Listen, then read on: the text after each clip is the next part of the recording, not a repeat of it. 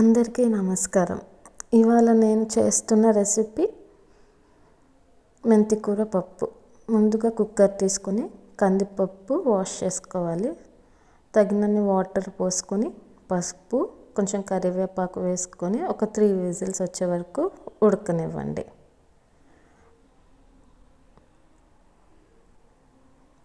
పప్పు ఉడికాక మెంతికూర కడిగి టమాటా, పచ్చిమిర్చి, ఉల్లిపాయ, చింతపండు నానబెట్టుకొని ఉంచండి.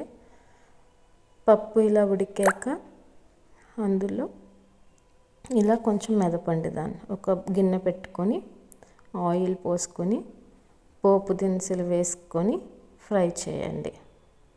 కరివేపాకు వేసుకొని ఫ్రై అయ్యాక ఉల్లిపాయ, పచ్చిమిరపకాయ వేసి వేగనివ్వండి. తర్వాత అందులో ఉప్పు వేసి టమాటాలు వేసి మగ్గనివ్వండి. టమాటాలు మగ్గాక మనం కడిగి పెట్టిన మెంతికూర వేసి బాగా ఫ్రై చేయండి. మెంతికూర ఎంత బాగా ఫ్రై అవుతే అంత బాగుంటుంది, లేకపోతే చేదు వస్తుంది, అది గమనించుకోండి. బాగా మగ్గిపోయాక ఇందులో మనం ఆల్రెడీ ఉడకబెట్టిన పప్పు వేసి బాగా మిక్స్ చేసుకోండి. చింతపండు నానబెట్టాం కదా, చింతపండు నీళ్ళు పోయండి. తర్వాత మీ కన్సిస్టెన్సీని బట్టి వాటర్ పోసి మూత పెట్టి ఉడకబెట్టండి. లాస్ట్లో కొంచెం కొత్తిమీర వేసి స్టవ్ ఆఫ్ చేయండి. మళ్ళీ ఇంకో ప్యాన్ పెట్టుకొని అందులో నెయ్యి వేసుకొని ఆవాలు, జీలకర్ర, ఎండుమిర్చి, కరివేపాకు, వెల్లుల్లిపాయలు వేసి ఫ్రై చేయండి.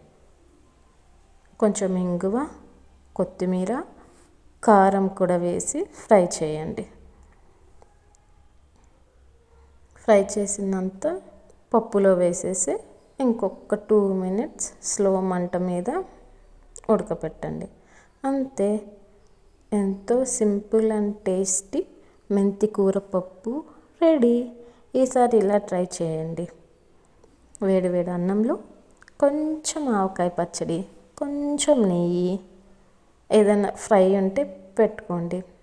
మనం రెడీ పెట్టుకున్న మెంతికూర పప్పు వేసుకొని పప్పు, పచ్చడి, క్యారెట్ ఫ్రై కలుపుకొని తింటే ఉంటుంది సూపర్ అంటే సూపర్.